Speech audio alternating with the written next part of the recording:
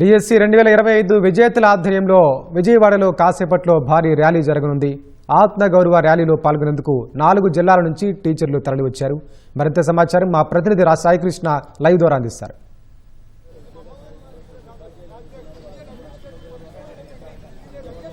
Venkatesh, DSC 2025 భర్తీ ప్రక్రియపై వైఎస్ఆర్సీపీ చేస్తున్న అక్రమాలు జరిగాయని చేస్తున్న ప్రచారాన్ని తిప్పికొడుతూ వ్యతిరేకిస్తూ ఇప్పటికే రాష్ట్రంలో కర్నూలు, తిరుపతి, చంద్రగిరి చోట్ల, కాకినాడలోనూ ప్రదర్శనలు జరిగాయి, సదస్సులు జరిగాయి, నిరసన ర్యాలీ పెద్ద ఎత్తున జరిగాయి. ఇవాళ విజయవాడలో ఉమ్మడి ప్రకాశం, గుంటూరు, కృష్ణా, పశ్చిమ గోదావరి 4 జిల్లాల నుంచి పెద్ద సంఖ్యలో ఉపాధ్యాయులు, డిఎస్సి అభ్యర్థులు తరలివచ్చారు. దీన్ని ఒక ఆత్మగౌరవ ప్రదర్శన పేరిట ర్యాలీ చేపడుతున్నారు. ఎంతో కష్టపడి అహోరాత్రులు శ్రమించి సాధించిన ఉపాధ్యాయ పోస్టులకు సంబంధించి వైఎస్ఆర్సీపీ చేస్తున్న ప్రచారానిపై ఇప్పటికే వాళ్ళంతా తీవ్రంగా ఆవేదన వ్యక్తం చేశారు. ఉపాధ్యాయులందరూ కూడా ఒక్కొక్కరుగా తరలి వస్తున్నారు. విజయవాడ ఇందిరాగాంధీ మున్సిపల్ స్టేడియం నుంచి అంబేద్కర్ స్మృతివనం వరకు కూడా భారీ ప్రదర్శన జరగబోతోంది. మరి కాసేపట్లో ప్రారంభమవుతుంది. ఇక్కడ కొంతసేపు దీనికి సంబంధించి అందరూ మాట్లాడిన తర్వాత ర్యాలీగా వెళ్తారు. అక్కడ అంబేద్కర్ విగ్రహం వద్ద, స్మృతివనం వద్ద వినతి పత్రం కూడా అందించనున్నారు. మనం కొంతమంది ఉపాధ్యాయులు రాష్ట్రంలో 4 జిల్లాల నుంచి తరలి వచ్చారు, వారితో మాట్లాడదాం. ఉపాధ్యాయ పోస్టు సాధించడం అంటే చాలా కష్టపడాలి, రాత్రి మావులు చదవాలి. మీరు ఎట్లా సాధించారు? ప్రతిభతోన ఈ అక్రమాలకు సంబంధించి ఏం మాట్లాడతారు? సార్, డిఎస్సి అనేది ఒక మినీ ఐఏఎస్ అంటారు సార్. ఈ మినీ ఐఏఎస్ అనే ఎగ్జామ్ని క్రాక్ చేయడం అంత ఈజీ కాదు సార్. మేము గత ప్రభుత్వంలో 5 సంవత్సరాలు ఎప్పుడు డిఎస్సి పడుతుందా అని వెయిట్ చేసి చూసిన తరుణంలో అది పడకపోగా ఈ కూటమి ప్రభుత్వం రాగానే మా నెత్తి మీద మా ఆశలు నెరవేర్చేలాగా ఒక డిఎస్సిని వీళ్ళు మొదటి సంతకంతో మాకు ఇచ్చారు సార్. ఇలా ఇచ్చిన వెంటనే మేము కష్టపడి అప్పటి వరకు చదువుకున్న దానిని రెట్టించిన ఉత్సాహంతో, ఈ ప్రభుత్వం నమ్మకంతో కష్టపడి మా కలలను, ఆశలను కసిగా చదివి నెరవేర్చుకుని మా కుటుంబాలతో మేము సంతోషంగా ఉన్న ఈ సమయంలో డిఎస్సి జరిగి సుమారు 10 నెలలు కావచ్చి, మేము జాబులో జాయిన్ అయ్యి కూడా 10 నెలలు కావచ్చింది సార్. అక్టోబర్కి సంవత్సరం సార్ మేము జాయిన్ అయ్యి. ఈ తరుణంలో ఇప్పుడు ఏమీ లేని విధంగా, వాళ్ళకి ఏ విషయం లేక రాజకీయ లబ్ధి కోసం మా డిఎస్సిని, మా కష్టాన్ని అవహేళన చేస్తూ మాట్లాడుతున్న ఈ వైసీపీ నాయకులకి మా ఆత్మగౌరవం ఏంటో, మేము పడ్డ కష్టం ఏంటో తెలియజేయాలని మేము మొట్టమొదటిసారిగా భీమవరం ప్రెస్ మీట్తో మొదలుకొని మొన్న కర్నూలులో చేసిన ర్యాలీ కావచ్చు సార్. ఈరోజు ప్రకాశం మొదలుకొని పశ్చిమ గోదావరి జిల్లా వరకు 4 ఉమ్మడి జిల్లాలని కలుపుకొని ఇక్కడ భారీ రేటు ర్యాలీ చేస్తున్నాం సార్. తర్వాత ముందు కార్యాచరణ కూడా వైజాగ్లో కూడా నెక్స్ట్ వీక్ మేము ర్యాలీ తలబెడుతున్నాం సార్. ఎందుకు ఎంత కష్టం ఉండదు, మాది కోపంగా సార్. మేము పడ్డ కష్టానికి అవహేళన గురవుతున్న ఈ సందర్భంలో మా బంధువులు, ఫ్రెండ్స్, ఇలాంటి వాళ్ళందరూ ఏంట్రా మీరు కష్టపడి చదివారన్నారు కదా, నువ్వు చదివావు కదా, ఫ్యామిలీకి దూరమే చదివావు, ఇలాంటి సందర్భంలో కూడా మీ మీద ఎందుకు వస్తున్నాయి ఇలాగా అంటే, ఇటువంటి ఆరోపణలు, దుష్ప్రచారాలు చేస్తున్న వాళ్ళకి గట్టి సమాధానం చెప్పడం కోసం సిబిటి ఎగ్జామ్ అంటే తెలియని వాళ్ళకి, హారిజాంటల్ రిజర్వేషన్ అంటే తెలియని వాళ్ళకి, ఎగ్జామ్ ఎలా పెట్టాలో తెలియని వాళ్ళు మా మీద ఒక టీచర్ జాబ్ కూడా ఇవ్వని వాళ్ళు మా మీద దుష్ప్రచారం చేస్తున్నారు సార్. ఇలాంటి దుష్ప్రచారాలను తిప్పికొట్టడం కోసం మా ఆత్మ గౌరవంగా ఈ రోజుని మీ పెద్ద ఎత్తున ర్యాలీలు రాష్ట్ర వ్యాప్తంగా మేము ఏర్పాటు చేస్తున్నాం సార్. మీరు ఎక్కడి నుంచి వచ్చారు? డిఎస్సి ఉద్యోగం మీరు పరీక్ష రాసి ఉపాధ్యాయ పోస్ట్ ఎలా సాధించారు? సార్, నేను నర్సాపూర్ నుంచి వచ్చాను సార్. నాది వెస్ట్ గోదావరి, నర్సాపూర్ నుంచి వచ్చాను. మన జరిగిన మెగా డిఎస్సి 25లో నేను స్కూల్ అసిస్టెంట్ ఇంగ్లీష్గా నేను సెలెక్ట్ అయ్యాను. చాలా ఆనందంగా ఉన్న టైంలో మాకు 4 నెలలు 5 నెలలు అయిపోయిన తర్వాత ఎంతో కష్టపడి తిండి తినక, సరిగ్గా నిద్రపోక, ఎన్నో కష్టాలు అనుభవించి వేచి చూసి మా కళలను మేము సాకారం చేసుకున్న రోజున మా మీద ఇది మీరు కష్టపడి చదవలేదు, మీరు కొనుక్కున్నారు, మీది మెగా డిఎస్సి కాదు, మాది డగా డిఎస్సి అని చెప్పేసి మా మీద బుర్ర జల్లుతున్నారు సార్. ఎంతో కష్టపడి మేము సాధించిన దాన్ని విలువ లేకుండా చేశారు సార్. వాళ్ళు మా మీద నిందలేశారు సార్. ఈ రోజు నా నిందలన్నీ తిప్పికొట్టి వాళ్ళు గుణపాఠం చెప్దామని ఇక్కడ ఏకమయ్యాం సార్. చెప్పండి, మీరు ఎక్కడి నుంచి? సార్, నాది భీమవరం అండి. భీమవరం నుంచి వచ్చాను. నేను డిఎస్సి చాలా కష్టపడి ఒక యజ్ఞంలాగా 2012లో ఎగ్జామ్ రాసాము, 18లో రాసాము, కోల్పోయాము, జస్ట్ మిస్ అయ్యాము. ఆ డిఎస్సి అనేది మాకు చిరకాల వాంఛ. ఎప్పటి నుంచో ఉపాధ్యాయ వృత్తిలో ఉంటూ ప్రైవేట్ రంగంలో గవర్నమెంట్లోకి రావాలి, మేము ఎలిమెంటరీ స్కూల్లో చదువుకున్నాం, గవర్నమెంట్ బోర్డ్ స్కూల్లో చదువుకున్నాం. అలాగా చదువుకునే విద్యార్థులకి పాఠం చెప్పాలనేటువంటి ఒక జీవితకాల వాంఛ నెరవేర్చుకోవడానికి ఇంతకాలం పట్టింది సార్. ఇది దాని రీజన్ ఏంటంటే పోస్ట్ పోన్ చేసుకుంటూ వెళ్ళడం. జగన్మోహన్ రెడ్డి గారు మేము వెంటనే తీస్తామన్నారు, తీస్తారని చెప్పి మేము ఎదురు చూసాం, కానీ తీయలేదు, ఉద్యోగాలు తీయలేదు. ఉద్యోగం తీసిన వెంటనే ఈ టీడీపీ గవర్నమెంట్ రాగానే మేము అలర్ట్ అయ్యాము. అప్పటి నుంచే మేము చాలా తీక్షణంగా ఎక్కువ చదవడం ప్రారంభించాము, కష్టపడ్డామండి. కష్టపడి సాధించుకున్న ఉద్యోగాలు ఇవి. దీన్ని అవహేళన చేస్తుంటే తట్టుకోలేక మేము ముందుకు రావడం జరిగింది. విద్యామంత్రి లోకేష్ గారు చెప్పారు, స్పష్టత ఇచ్చారు. పదే పదే దీనికి సంబంధించి ఉన్నతాధికారులు చాలా స్పష్టత ఇచ్చారు. అయినప్పటికీ కూడా ఇంకా దీని మీద అక్రమాలు జరిగాయి, విచారణ చేయాలని వైఎస్ఆర్సీపీ చెబుతుంది. ఏమంటారు? ఎట్లా సాధించారు మీరు ఉపాధ్యాయ పోస్ట్? సార్, నేను వెస్ట్ గోదావరి నుంచి ఉండి నుంచి వచ్చానండి. నేను స్కూల్ అసిస్టెంట్ ఇంగ్లీష్ని 2025 డిఎస్సీలో సాధించాను. ఈ డిఎస్సీ సాధించడం కోసం తప్పు చేసిన వాడికి శిక్ష వేస్తారు, కానీ మేము జాబ్ సాధించడం కోసం ఒక 2 సంవత్సరాల పాటు నాకు నేనుగా జైలు శిక్ష వేసుకొని 2 సంవత్సరాల పాటు కష్టపడి చదివి మా ప్రతిభను చూపించి మేము విజేతలుగా నిలబడ్డామండి. ఇది ఫేక్ డిఎస్ అని చెప్తుంటే మేము ఇక్కడికి ఎందుకు వచ్చామంటే అది ఫేక్ కాదు, ఫెయిర్ డిఎస్ అని చెప్పడానికే వచ్చామండి. ఇది ఎంత ఫెయిర్ డిఎస్సీ అంటే ఆంధ్రప్రదేశ్లోనే కాదండి, ప్రపంచంలో ఏ మూలకి వెళ్ళినా సరే ఒక వ్యక్తికి ఎందుకు జాబ్ వచ్చింది, ఒక వ్యక్తి ఎందుకు జాబ్ రాలేదు అని చెప్పి డైరెక్ట్గా గూగుల్లోనే మనం సెర్చ్ చేస్తే మెరిట్ లిస్ట్ వస్తుందండి. అలాగే ఎడ్యుకేషన్ డిపార్ట్మెంట్ ఓపెన్ ఛాలెంజ్ చేస్తుంది. ఏమనంటే మీకు ఎవరికైనా జాబ్ రాలేదా, మీకు ఎందుకు జాబ్ రాలేదో మా దగ్గర రండి, మేము దానికి రీజన్ చెప్తామని చెప్తుందండి. అంత ఓపెన్ ఛాలెంజర్గా ఉండి అంత ఫెయిర్గా ఉన్నటువంటి డిఎస్సీ మీద ఇది ఫేక్ డిఎస్ అని చెప్పి టీచర్ల మీద ఫేక్ అని ముద్ర వేసి బయట తరాలని తీర్చిదిద్దే టీచర్లని ఫేక్ అని చెప్పి మీరు సొసైటీకి ఏం మెసేజ్ ఇద్దామని చెప్పి ఇటువంటి కుట్రలు పండుతున్నారు. అది ఎట్టి పరిస్థితుల్లో కరెక్ట్ కాదని చెప్తున్నామండి. అమ్మా చెప్పండి, మీరు ఎక్కడి నుంచి వచ్చారు? ఉపాధ్యాయ పోస్టు ఎంత కష్టపడి సాధించారు? వైఎస్ఆర్సీపీ చేస్తున్న ప్రచారంపై మీరేమంటారు? ఏమండి, 5 సంవత్సరాలు మేము నోటిఫికేషన్ లేక చాలా ఇబ్బంది పడ్డామండి.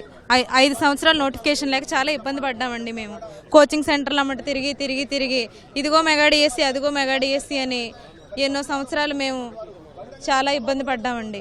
చాలా ఇబ్బందులకు గురి చేసిన తర్వాత నోటిఫికేషన్ ఇచ్చి సీఎం చంద్రబాబు నాయుడు గారు మొదటి సంతకం పెట్టి సంవత్సరం పాటు మేము కూర్చొని చదువుకున్నాక ఇంత కష్టపడి చదివితే మీ డిఎస్సీ కరెక్ట్ కాదని అంటాం.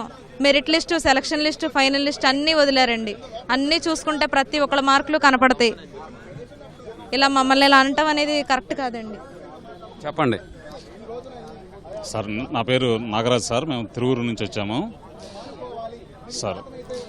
వైసీపీ ప్రభుత్వం అధికారంలో రావడానికి మెగా డిఎస్సీ ఇస్తానని చెప్పేసి అధికారంలోకి వచ్చింది సార్. అధికారంలోకి వచ్చిన తర్వాత మెగా డిఎస్సీ ఇవ్వకుండా టీచర్ ఉద్యోగ అభ్యర్థులను మోసం చేసి తర్వాత మెగా డిఎస్సీ ఇచ్చిన ప్రభుత్వంపై నిందలు మోపటం, ఆ నిందల వల్ల టీచర్స్ అయిన మేము మా ఆత్మగౌరవాన్ని కోల్పోవాల్సి వస్తుంది. ఇలాంటి మాటలు తగినవి కాదు సార్. మీరు రాష్ట్రంలో ఇవి కాకుండా ఇంకా చాలా సమస్యలు ఉన్నాయి, వాటి మీద ప్రయత్నం చేసి మీరంటూ మీ పార్టీ అంటూ ఉందని నిరూపించుకోండి సార్. అంతేగాని పూర్తిగా ట్రాన్స్పరెంట్గా జరిగిన ఈ టీచర్స్ పోస్టులపై మీ అభియోగాలు సరైనవి కావు. వీటి వల్ల మేము మా ఆత్మగౌరవాన్ని కోల్పోవాల్సి వస్తుంది. మీరు సరైన నిర్ణయం తీసుకోండి సార్. ఎక్కడో సెంట్రల్ గవర్నమెంట్లో ఏదో పేపర్ లీక్ అయిందని చెప్పేసి దాన్ని అనుకూలంగా తీసుకొని ఆ పాయింట్ని మీరు పట్టుకొని ఇక్కడ కూడా ఏదో రాద్ధాంతం చేసి మా పార్టీ అంటూ ఉందని జనాల్లో తెలియజేసుకోవడం కోసం మీరేదో చేయాల్సిన అవసరం లేదు సార్. ఇదంతా కూడా ట్రాన్స్పరెంట్గా జరిగింది. ఐఏఎస్లు అందరూ కూడా వివరించారు, మీకు చాలాసార్లు తెలియజేశారు. ఇంకా మీరు కావాలనుకుంటే, మీరు అంత పూర్తిగా ట్రాన్స్పరెంట్గా జరుగుతుంది లేదు అనుకుంటే మీరు ఆ వేకెన్సీస్ లిస్టులు ఇంకా ఆ సెలక్షన్ లిస్టు వచ్చినప్పుడే మీరు పూర్తిగా వెరిఫై చేయాల్సింది. అప్పుడు చేయకుండా ఇప్పుడు అంతా అయిపోయిన తర్వాత మీరు ఇప్పుడు వచ్చేసి ఏదో జరిగిందని అంటున్నారు.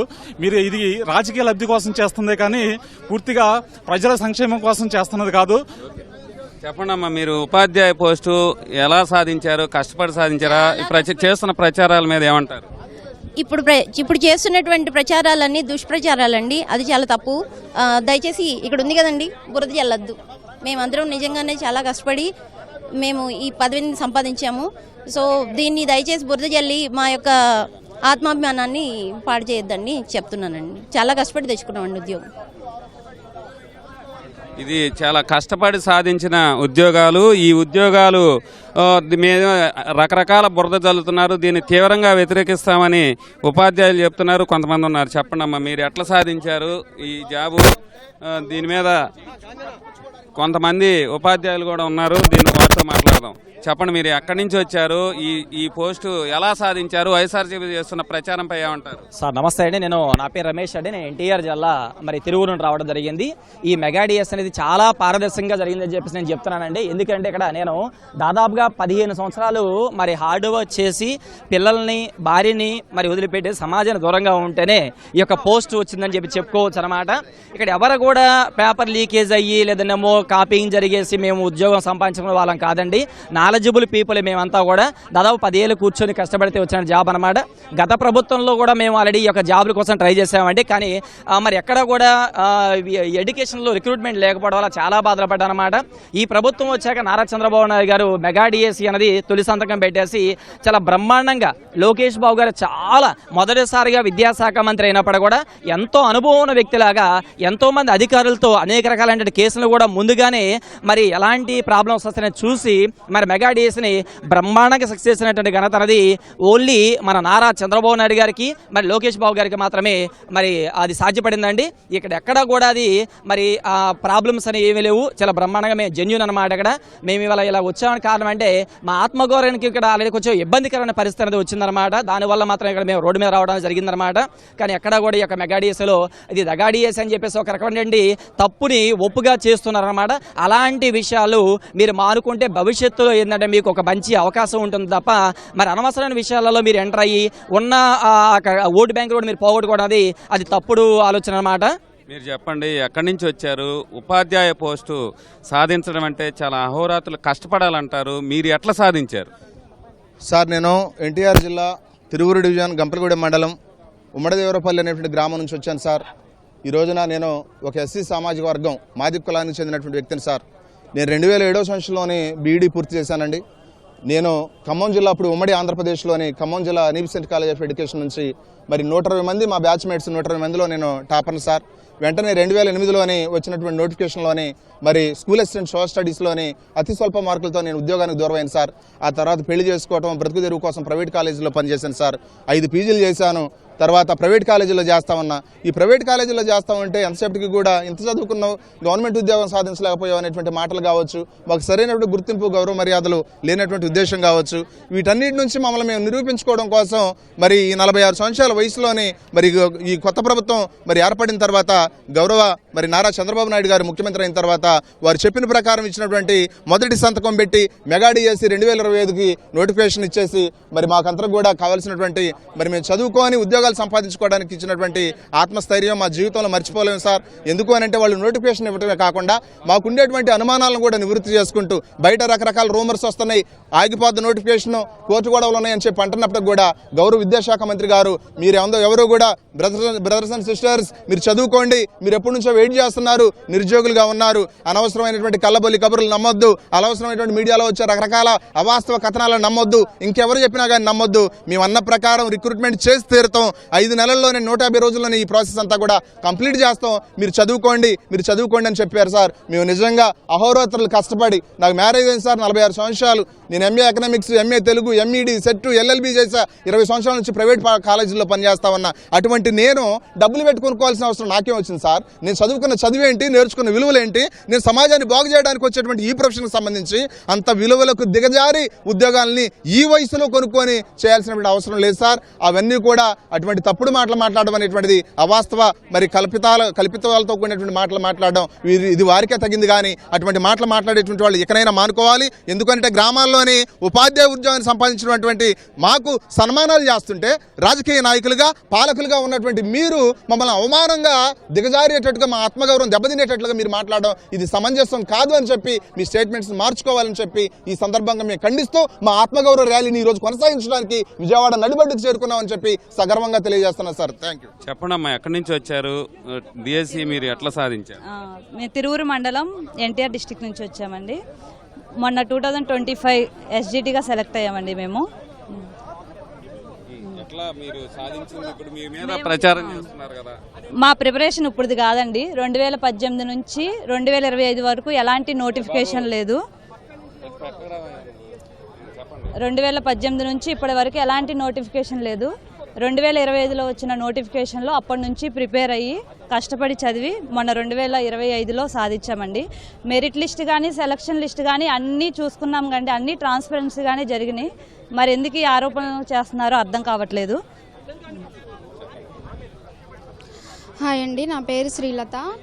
నేను ఎన్టీఆర్ డిస్టిక్ ఏకొండూరు మండలం, అది ప్రాపర్ వచ్చేసి కృష్ణారావుపాలెం. నేను ఆల్రెడీ సచివాలయంలో పనిచేసుకుంటూనే నేను చదువుకున్నానండి. నాది 2019 పాస్డ్ అవుట్. ఆ తర్వాత 2019 నుంచి 5-6 ఇయర్స్ కష్టపడి చదివిన తర్వాత ఈ జాబ్ వచ్చిందండి. అంతా ట్రాన్స్పరెంట్గానే జరిగింది, ఎలాంటి అవకతవకలు లేవండి.